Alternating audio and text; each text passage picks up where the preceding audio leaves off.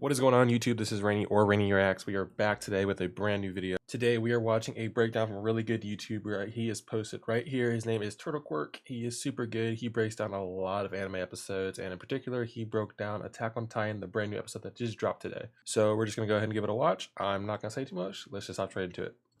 Alright, let's get into this live breakdown of this. Of Attack on Titan season 4, super good episode, by the way. Supporters begin to call... Obviously, if you guys haven't seen episode 11, I highly recommend you just watch it by yourself first, but this is pretty much for just the people that want to get more in depth with it, like myself actually, so yeah. There's trouble on Paradis Island, and Marley strategize how they're going to get revenge. This video will break down what's going on with that, plus everything else that I thought was interesting, including... Oh, also one thing before this starts, don't read the comments, like, don't. If you don't want to spoil anything from yourself, don't read the comments. Gabi and Falco's adventure, and whether the rumbling is going to happen or not. Rumbling's gonna happen for sure. Can get a bit confusing, so I tried to break it down as straightforwardly as possible in this video. Before we begin, be sure to hit that sub button. Yeah, please go check them out. 250k, which would be a massive milestone. Please go check them out. Appreciate if you dropped a like, as it does help out the video.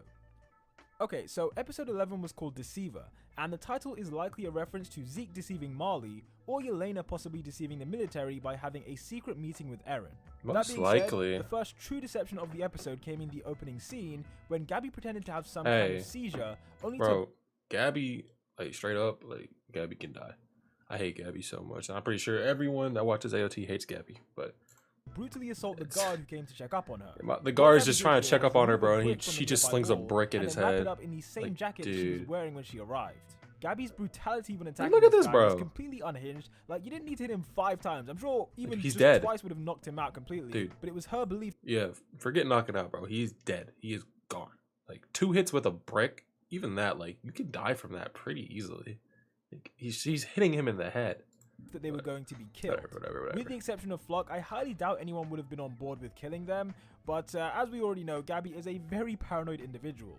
Back in Marley, Reiner wakes up after hearing Gabi and Falco's voices in a dream, and in all likelihood, he was probably having a nightmare about the raid in Marley, because that's when both kids were crying out to him. For sure. Galliard offers Reiner a drink as he wonders where the warrior candidates are, and there's a couple of things I want to point out here. Number one is that with Zeke now defecting to Paradis, Reiner is by default the new captain of the Warriors, as he was previously vice captain before Eren did his thing. I just found this really interesting because it was established early this season that Reiner was the weakest candidate who was never even meant to be a warrior in the first place. So it's kind of funny that he's... It is kind of funny that he is the captain now, but you know, even like the weakest, a leader doesn't necessarily have to be the best or the strongest or like whatever. It's really based on personality a lot of the time and what they know and what they can do, but like they don't always necessarily have to be the best or the greatest at what they're doing or the greatest in the group or whatever, you know? Like it just depends. He managed to stumble his way to the top. The second thing was that Porco had been drowning his sorrows in a bottle of wine, showing for the third time that Marley and wine might just be the best in the Attack on Titan universe. Good for him. The anime then goes back to Gabi and Falco, who had been running so long that it was now the morning. As they take so long they lost 30 Gabi pounds. insists on still wearing her warrior candidate armband, despite the fact that it could easily identify them as Eldians from Marley. She's been conditioned to believe that Eldians on the island are intrinsically more evil than the good Eldians who live in Marley. We saw during the dinner at the Braun household that, you know, these guys just talk about this all the time. Even when they're having dinner, Reiner's mother still made it a point to teach Gabi about how evil the Eldians on the island are. The armband symbolizes to her that she is different from those Eldians on the island, and therefore if she wants to take it off, then it would almost be Gabi's so ignorant, bro. That's what made this like that's so ignorant to want to wear it, and like especially if you're trying to run away. Like, you know how easily you can get caught? That's just so ignorant. From Falco, so savage. As that's her character, though. The thing of Gabi's arm. Look at her. The two then have a brief altercation, but are interrupted by Kaya, who was the girl that had her life saved by Sasha 4 years ago. Ever since that day, she was taken in by Sasha's parents, and now lives on their family farm alongside other orphans who had nowhere else to go. During a morning walk, she happens to overhear these two arguing, and politely asks where they're from. Obviously, the warrior candidates couldn't tell the truth. Why Gabi always have that stupid face, bro? In this moment, Gabi was prepared to bash another person's head in. Anyway, Kaya invites these two back to her family home, and there's just a lot to unpack from this moment onwards. The first issue is that this man is Sasha's father, this woman is Sasha's mother, and this crazy person is the one that killed Sasha. Yeah. But neither of them know that. And they're not Gabi gonna has know no that. idea that this is the family of the person she murdered, and these guys have no reason to suspect that She Gabi was the kept killer. Sasha. As a result, we get this bizarre situation in which Sasha's parents accept the warrior candidates into their home, offering for them to stay as long as they that's need. how you can tell. Like, a lot of these people, that's like, they don't really, these, I mean, he's kind of a little more, what's the word, like, open-minded. She's completely closed-minded. But like, when you see other people like that you disagree with, even in like the real world, like, you don't really know them until you get to talking with them and like being with them. Like, you make a lot of judgments about people like you don't even really know, and it's really apparent in this show. This brings us to the next point, which is that in order to conceal their identities, Falco claimed that he and Gabi were siblings and that their names are Ben and Mia. That's right, people. Falco just brother-zoned himself without even realizing it. He did that. Throughout this whole scene, we saw what are possibly the first steps towards Gabi He had to call her little realizing sister that all too. aliens are the same, regardless of where they're born. Upon entering the house, Gabi realizes that Sasha's father has an accent that she's heard before in Marley. That accent is sort of like a countryside twang that is typical for people in this region, and Sasha actually had that same accent, but she tried to hide it during her time in the Scouts. The reason this is important is because Gabi clearly knows people back home with the same accent. So the fact it's coming from someone who's supposed to be a devil, it's something that humanizes the aliens on Paradis and makes them seem less like monsters and more like the regular aliens that Gabi herself knows. Yeah. The next step that Gabi took towards enlightenment was when she decided to eat the food that was made by Sasha's mother, after previously saying that she would never eat with devils. Her Marleyan programming was already in full effect, as we saw when she slapped away Sasha's mother's hand. Look. So, if you invite a stranger over to your house, and like you try to touch their head, like that's just weird. Like, why would you do that? Like, my natural reaction, someone I just met, even if they just took you in, like, especially because they said they were running away, and for all they know, it's probably a really bad situation they ran away from. Like, why are you gonna come in? Like, I get comforting the person, but what are you trying to pet them for? Like, that's not like a weird reaction, you know? It's not a weird reaction. You know, eat food made by an alien from Paradis, and not only do that, but eat it alongside them as well. At the same time, Ambassador Kiyomi it's not a weird reaction at all. Island, and although she appeared in the flashback last week, this is her first appearance in the present day since the declaration of war. Given what Eren just did, it is a big what risk Eren for her just to come did, to the island go freaking physically. nuts. However, she does have a good reason for doing so. For the past 3 years, the nation of Hizuru has had an alliance with Paradis and have been using the Iceburst Stone to develop new technology. Yeah. One of their new creations is this flying boat that requires the Iceburst Stone to work, and Kiyomi intends to use it so she can observe the partial rumbling. Of course she Earth. does. She's great. Considering that Eren and Zeke have been separated, you might be Why is confused Eren so as to whether swole? Paradis is or isn't Bro. planning to do a rumbling. What? So I'm going to break down the Who whole is this dude? situation based What off the current heck? information. We love A ads, but rumbling dude, was look, this always dude's on the so cards for ripped. Paradis from day one, but the flashbacks made it clear that they wanted to explore other alternatives before they had to use it. Yeah. Over the Because that's pretty years, severe. Paradis tried different ways of making peace with other nations, but none of those worked, otherwise we wouldn't be where we are. By Eren attacking Marley in the present day, a partial rumbling of the earth is now necessary because the rest of the world is going to attack them pretty soon. Dude, The problem for freaking the Eren is military is nuts. that although they know a rumbling is necessary, Oh, look at the little they don't man, trust Eren Levi. or Zeke to do it, because if these two make contact, then a lot of things can happen. If Yeah, Eren and Zeke for make sure. contact, then in theory, Eren has control over every alien in the world. He could manipulate their memories, he could turn them into titans, he could change their physiology. That's true. He Yeah, can they're literally playing do the safe whatever he card. wants. So I they mean, they're don't playing trust it him safe. to be the one to do it. And honestly, they have a good reason not to trust him because this man be leaving every 5 seconds to go do something stupid. So they have a really That's good reason why not to Eren trust and him. Zeke are currently separated, but the military is still preparing for the rumbling to happen. We know this because in this episode, Kiyomi has arrived to observe the rumbling in her flying boat, and more importantly, thanks to Reeves, we know that a forced evacuation of Shiganshina is currently underway. Shiganshina is one of the outermost parts of the world, Shiganshina's not always so getting if a smacked. partial rumbling was to happen, then it makes sense to start there. Residents For are sure. likely being evacuated because if a partial rumbling is to start, then it's possible that homes could be destroyed by falling debris or even the wall titans themselves. By falling debris, they're gonna be destroyed by everything, like the first time, except Therefore, by minus with the all this eating. evidence But they're that gonna the get destroyed by military is everything. getting ready to rumble, Whatever. how are they going to make that happen if they don't trust Eren? The truth is that we don't know for sure at this stage. That's true. But Armin mentioned in the last episode that one option is to feed Eren to someone they can trust, and in theory, that person could then activate the rumbling instead. That's pretty much all there is to it at this moment, so I hope that cleared up most of the... But Eren could manipulate them too. It could be a whole plan. Let's move on to Hanji being confronted by this mob at military headquarters.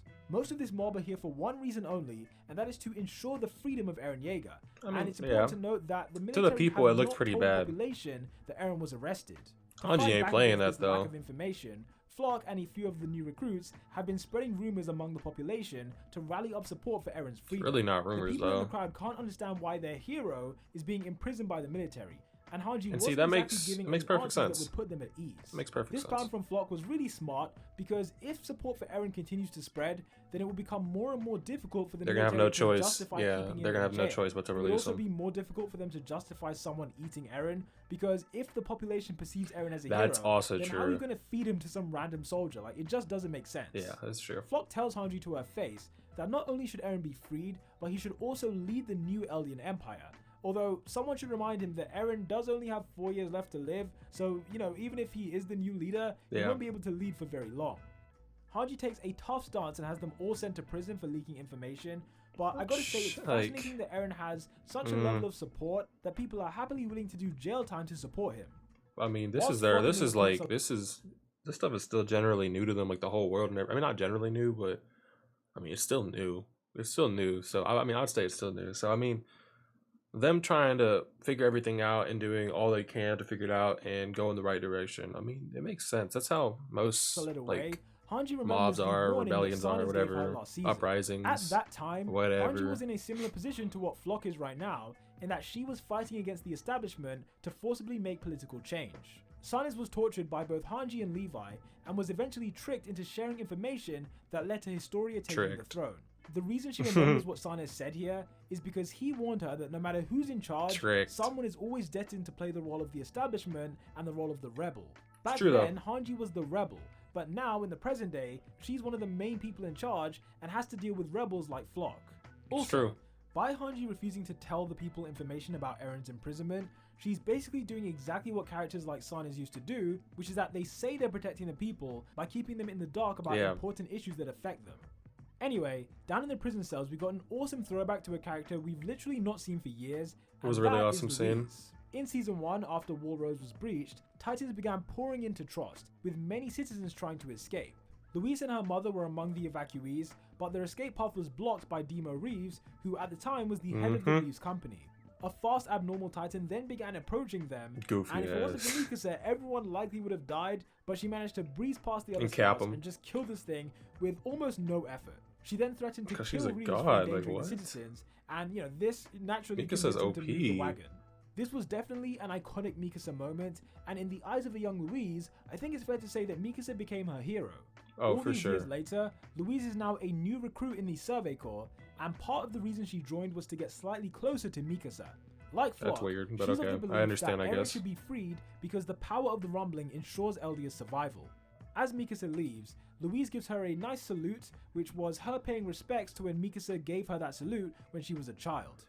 For some currently and I heard some people say like it's weird she like remembers like the little things like the salute and stuff, but like dude, that's like a life and death situation. Like you're gonna remember everything about that. Painfully begins to throb as her mind flashes back to when Eren saved her from those kidnappers. This memory was triggered by what Louise had said during their conversation, but it's not the first time that this has happened to Mikasa. Yeah, she got problems too, though. Way back in episode 2 of Attack on Titan, the Titans were causing chaos in Shiganshina, and Mikasa's head began to throb as she remembered what happened to her parents. For Mikasa, something about traumatic events causes this reaction in her brain. Something causes traumatic events. Switches over to Yelena, who is under house arrest like the rest of the Marleyan volunteers. For those that missed my last review, rightfully the volunteers are currently being restrained because the military doesn't believe that Zeke is on their side, and they think that he's secretly plotting something. And that's the Because safe precaution. are loyal to Zeke, it was necessary to separate them once he arrived on the island. That's a very so that they can't reasonable with response. each other or with him.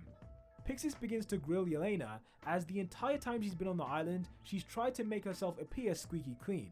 Pixis notes that many months ago, before Eren infiltrated Marley, Yelena had Flock assigned to her as a guard, and now he's in jail for trying to build up support for Eren among the population. Remember how when Yelena first appeared, she commented how excited she was to finally see Eren, and then in one of the other flashbacks, she tried to properly meet him but Levi got in the way. Whatever Yelena is thinking, she's clearly a big fan of Eren and obviously a big fan Yeah. of Zeke as well. It's So true. there's something going on Something. and it's just very unclear Something. what. Pixie states that the place Yelena was staying was not that far away from Eren's home, meaning it's possible that with the help of Flock, Eren and Yelena had a secret meeting. If Flock It thought it is was beneficial for Eren to meet Yelena, then yeah, of course he would let that happen. So I guess we'll find out the truth next week. Now, back in the stables, Gotta wait a whole Gabi week, and Falco are bro. working as farmhands, and even this horse Whatever. can tell that Gabi is bad vibes. Bro, this horse should have just completely snapped her head. I'm not lying. You should have Most just of the scene was chomped. pretty self-explanatory, Should've just but we chomped did down. get this moment when Gabi asked Falco why he's not more angry with Zeke, and the true reason is that he's not really reacting to Zeke's betrayal because Falco himself feels incredibly guilty for the part that he played. Yeah. Everything that transpired would not have happened if Falco didn't deliver those letters for Eren, so he doesn't That's feel quite right fair in being enough. totally angry with Zeke. He got played when really he hard himself though, is at but fault. After this he's really moment when they're taking he a is, but break, he's Kaya not. makes it clear that she knew they were from Marley the entire time, but chose not to say anything because, unlike a certain someone, Kaya doesn't judge a person based on where they're from. That's For respect. the remainder of the episode, Gabi's Marley and brainwashing was working at nearly 100%, as she kept trying to justify everything bad that's happened to both Kaya and the other orphans who live on the farm. Her logic was that because of the atrocities committed by the Eldians, present-day Eldians deserve anything bad that happens to them. Of course, that That's logic just doesn't crazy. quite That check logic's out, horrible. But the thing that really amazed me was that Gabi was so insensitive that she would even say these things on the spot where Kaya's mother was literally eaten by a titan.